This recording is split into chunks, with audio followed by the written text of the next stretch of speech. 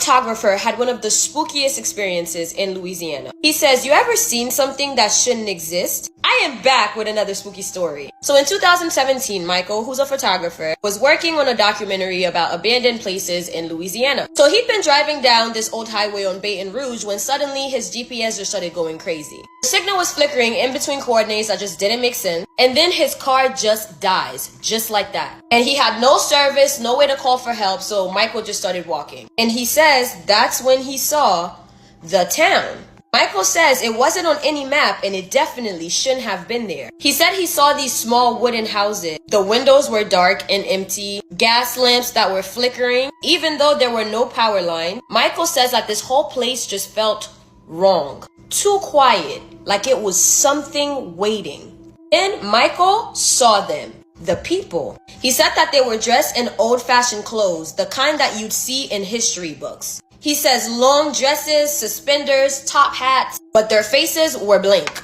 No expressions, just blank. He says these people's facial expressions is giving robotic. So Michael then turns to leave. However, the road that he had just taken was gone. It mysteriously disappeared. And this is when someone approached him and says, you're not supposed to be here. And as he's looking around, he notices this big mansion. It was this mansion that was sitting at the edge of town that looked like it had been rotting for centuries. The windows were boarded up, but Michael says that he could just feel that there was something inside. And whatever it was watching.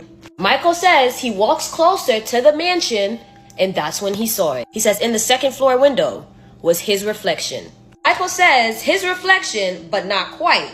It looked like him, but the eyes were black and his teeth were too sharp, and it was smiling. When suddenly Michael hears a voice saying, he's waiting for you. I know you guys hate part 2s, but I'm gonna have to because I have to get to work. If you have a spooky story that you want me to tell, feel free to submit it to me on Instagram or TikTok. And before I go, can I just take a brief moment for the lips? Can we admire for a little bit? Oh, this is what I use to line my lips. And you get a variety of different colors too. I was using like the darkest one that they have, like the darkest brown. And as you can see, and for every video, I'm gonna try a new lip liner. I'm gonna just link these in the video just in case you want it. You could just click it and put it in your cart, girl. Anyway, like I said, every single video, I love you, my abducted humans, from your favorite Haitian homegirl.